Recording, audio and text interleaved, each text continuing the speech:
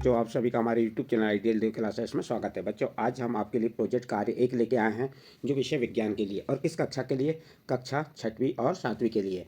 तो आपको प्रोजेक्ट कार्य कैसे करना है हम इस वीडियो के माध्यम से बताएंगे। और आपको प्रोजेक्ट कार्य में आपको 2 प्रोजेक्ट करना है, जिसमें आपको 20-20 मार्क्स रहेंगे, यानी आपको 40 मार्क्स के प्रोजेक्ट आएंगे।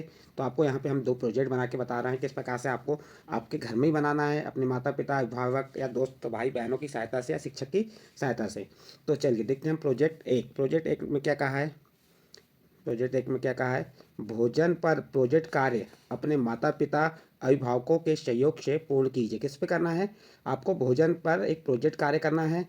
किसकी सहायता ले सकते हैं आप, माता पिता, अभिभावक, दोस्त, भाई बहन या शिक्षक की सहायता आप लेके इसे कर सकते हैं। चलिए, इसका पहला प्रश्न क्या है, भोजन से हमें कौन कौन से पोषक तत्व प्राप्त होते हैं। तो आप बता सकते हैं, भोजन से हमें प्रोटीन, वसा, कार्बोहाइड्रेट, विटामिन तथा खनिज लवण इत्यादि पोषक तत्व प्राप्त होते हैं। इस प्रकार से आप यहाँ पे आपका जो भोजन से संबंधित पोषक तत्व बता दिए। उसके बाद इसी का सेकंड नंबर बनाए हम, क्या है, पौधों से प्राप्त होने वाले खाद्य पदार्थों के नाम लिखिए। जो पौधे होते हैं, पौधों से प्राप्त होने वाले खाद्य पदार्थों के नाम बताना है। तो आप बता देंगे, पौधों से प्राप्त होने वाले खाद्य पदार्थ हैं फल, सब्जियां, चावल, दाल, चना इत्यादि। आप अपने आधार पर भी लिख सकते हैं इसमें। नेक्स्ट अगला क्वेश्चन पॉइंट क्या है, पोषक तत्वों की कमी से होने वाले रोगों के नाम सारणी में लिखिए। जो पोषक तत्वों की कमी से होने वाले जो रोग हैं, उनके नाम आपको कहाँ लिखना है, सारणी में। जैसे पोषक तत्व कौन सा हो गया, 1 number vitamin A. Vitamin A की कमी से कौन सा रोग होता है, तो आपको यहाँ बता देंगे रतौंधी। सेकंड नंबर, विटामिन बी की कमी से बेरी। विटामिन सी की कमी से स्कर्वी। विटामिन डी की कमी से रिकेटस। और विटामिन ई की कमी से क्या होता है, जनन शक्ति का कम होना। उसके बाद है आपका आयोडीन कमी से क्या होते हैं, बाल गिरने लगते हैं या घेंगा रोग होता है। तो इस प्रकार से आपका पॉइंट नंबर 3 जो कंप्लीट हुआ, तीसरे नंबर का। अगला नेक्स्ट पॉइंट क्या कह रहा है, चौथा पॉइंट, फास्ट फूड और जंक फूड खाने से हमें क्या नुकसान होता है। प्रश्न है, फास्ट फूड और जंक फूड खाने से हमें क्या नुकसान होता है। तो आप बता देंगे फास्ट फूड के नुकसान क्या है। फास्ट फूड के अधिक सेवन से मोटापा, अस्थमा, सर दर्द, हाई ब्लड प्रेशर और कई स्वास्थ्य संबंधी रोग या समस्याएं हो सकती हैं। और जंक फूड के नुकसान, तो जंक फूड के नुकसान क्या हो जाएंगे, जंक फूड के अधिक सेवन से अतिरिक्त वसा, सामान्य कार्बोहाइड्रेट बढ़ जाता है, जिससे मोटापा और हृदय रोगों का खतरा बढ़ जाता है। तो इस प्रकार आपका जो पॉइंट 4 था यहाँ कंप्लीट हुआ। नेक्स्ट अगला पॉइंट देखते हैं, क्या कह रहा है, अंकुरित अनाज रेशेदार फलों, सब्जियों एवं सलाद को प्रतिदिन के खाने में शामिल करने से होने वाले लाभ को लिखिए। प्रश्न क्या है, अंकुरित अनाज रेशेदार फलों, सब्जियों एवं सलाद को प्रतिदिन के खाने में शामिल करने से होने वाले लाभ लिखिए। तो चलिए, इसके होने वाले लाभ क्या है देखते हैं हम, ध्यान दीजिए इस पर। हमने यहाँ बताएं इसके होने वाले लाभ, अंकुरित अनाज रेशेदार फलों, सब्जियों एवं सलाद में कई तरह के पोषक तत्व पाए जाते हैं। इससे हमें विटामिन ए, बी, सी व ई पर्याप्त मात्रा में प्राप्त होते हैं। इनमें फास्फोरस, कैल्शियम, जिंक और मैग्नीशियम जैसे प्रमुख लवण पाए जाते हैं। इसलिए अंकुरित अनाज, रेशेदार फलों और सब्जियों एवं सलादों को प्रतिदिन खाने में शामिल करना चाहिए। नेक्स्ट अगला पॉइंट है, पॉइंट 6वां पॉइंट इसका देखते हैं क्या है। क्या कह रहा है, भोज्य पदार्थों के अवयवों के कार्यों के आधार पर प्रेक्षण सारणी को पूर्ण कीजिए।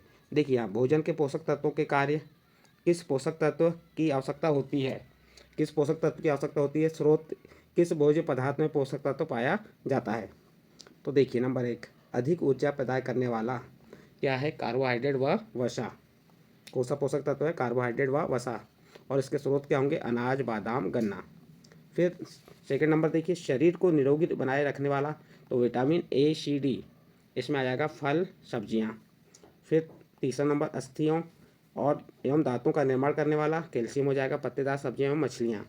शरीर की वृद्धि में आवश्यक है, क्या है आवश्यक, कार्बोहाइड्रेट, प्रोटीन, वसा, विटामिन। और इसके स्रोत क्या है, अनाज और फल।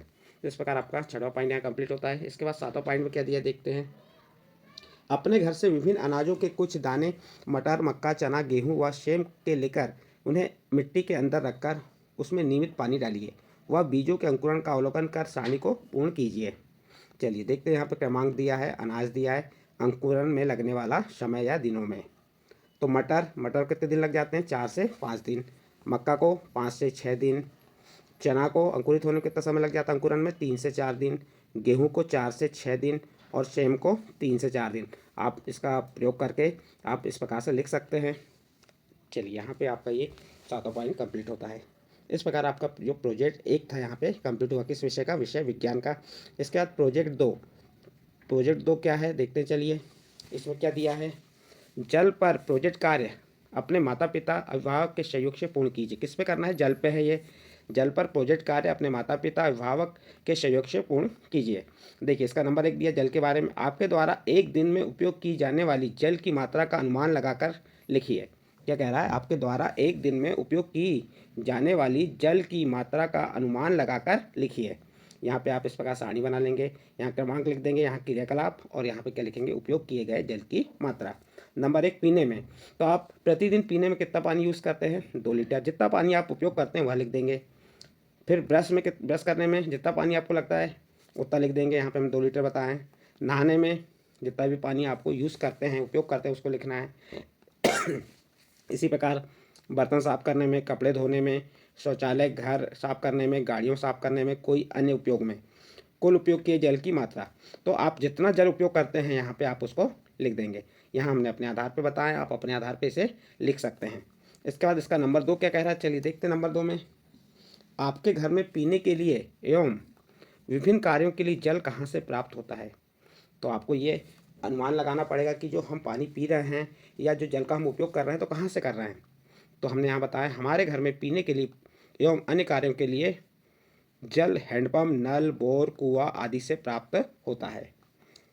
नेक्स्ट अगला 3rd पॉइंट देखिए। जल की बर्बादी रोकने के लिए हमें कौन कौन से घरेलू उपाय करने चाहिए? देखिए, घरेलू उपाय में बाल्टी में पानी लेकर जग से नहाना चाहिए। सब्जियों व फलों को नल के नीचे नहीं धोना चाहिए। फव्वारा व नल में नहाना नहीं चाहिए। फव्वारा या जो नल होता है उसे चालू करके नहीं नहाना चाहिए। आप अपने आधार पर भी जो घरेलू उपाय हैं किसे बचाने के, जल बचाने के, वो बता सकते हैं। नेक्स्ट अगला प्रश्न है 4था नंबर। क्या कह रहा है इसमें? समाचार पत्रों एवं पत्रिकाओं में जल की कमी से संबंधित लेख एवं चित्रों की कतरन एकत्रित कर स्केच बुक बनाइए। तो आप क्या करेंगे? समाचार पत्रों या पत्रिका में जल की कमी से संबंधित जो लेख हैं लिखे हुए रहते हैं और उनके चित्र यहाँ पे एकत्रित करके चस्पा कर देंगे। स्क्रैप बुक बना लेंगे इसकी। ठीक है, इस प्रकार से आप 4थे प्रश्न कंप्लीट कर लेंगे। इसके बाद 5वां प्रश्न देखिए। 5वां प्रश्न क्या कह रहा है? नदी तथा तालाब के लिए पानी को पीने योग्य कैसे बनाया जाता है? नदी तथा तालाब के पानी को पीने योग्य कैसे बनाया जाता है? ये क्या है? नदी तथा तालाब के पानी को पीने योग्य कैसे बनाया जाता है, इसको हम बताएं। Number 1 point. यदि नदी तथा तालाब के पास कुएं खोदकर या हैंडपंप लगाकर पानी को पीने योग्य बनाया जा सकता है। 1 पॉइंट हो गया। दूसरा पॉइंट, नदी तथा तालाब के पानी को फिल्टर करके पीने योग्य बनाया जा सकता है। ये हमने अपने आधार पर बताया है, आप अपने आधार पर भी इसमें इसका लिख सकते हैं। अगला प्रश्न क्या है यहाँ पे? चलिए अगला प्रश्न देखते हैं हम। वर्षा जल को संचित करने के लिए उपाय। जो वर्षा का जल आता है उसे हम संचित कैसे करेंगे, जमा करने के उपाय बताना है। तो यहाँ बता देंगे उत्तर में आप। तालाबों, भूमिगत टैंकों, बांध, जल संग्रह, जलाशय, छत प्रणाली, महत्वपूर्ण सावधानियाँ आदि द्वारा वर्षा जल को संचित किया जा सकता है। नेक्स्ट अगला चलिए 7वां पॉइंट क्या कह रहा है? जल स्रोतों के प्रदूषित होने के कारण एवं प्रदूषण दूर करने के उपाय लिखिए। तो प्रदूषित होने के कारण क्या है? औद्योगिक कूड़ा द्वारा पानी में शव बहाने, नहाने, कचरा फेंकने, एसिड ट्रेन आदि। और इसे दूर करने के उपाय क्या हो गए? औद्योगिक कूड़ा कचरा आदि को नदी, तालाब एवं कुओं में नहीं फेंकना चाहिए। नेक्स्ट है अंतिम 8वां नंबर, तो सॉरी 7वां नंबर, 8वां नंबर है। जल की कमी से को दर्शाने वाले स्लोगन लिखिए एवं पोस्टर बनाइए। आप यहाँ पे स्लोगन लिखिए एवं उसके पोस्टर भी बना सकते हैं। तो जल की कमी को दर्शाने वाले स्लोगन है, नारे क्या हो गए? जल ही जीवन है, इसके बिना सब निर्जन है। जल है तो कल है, कर लो अपने मन में निश्चय, करना है जल का संचय। ये क्या हो गया? स्लोगन हो गए, नारे हो गए इसके।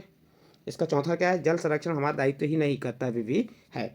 इस प्रकार से बच्चों यहाँ पे आपको हमने जो विज्ञान के जो प्रोजेक्ट 2 हैं, प्रोजेक्ट 1, प्रोजेक्ट 2 यहाँ पे कंप्लीट किए।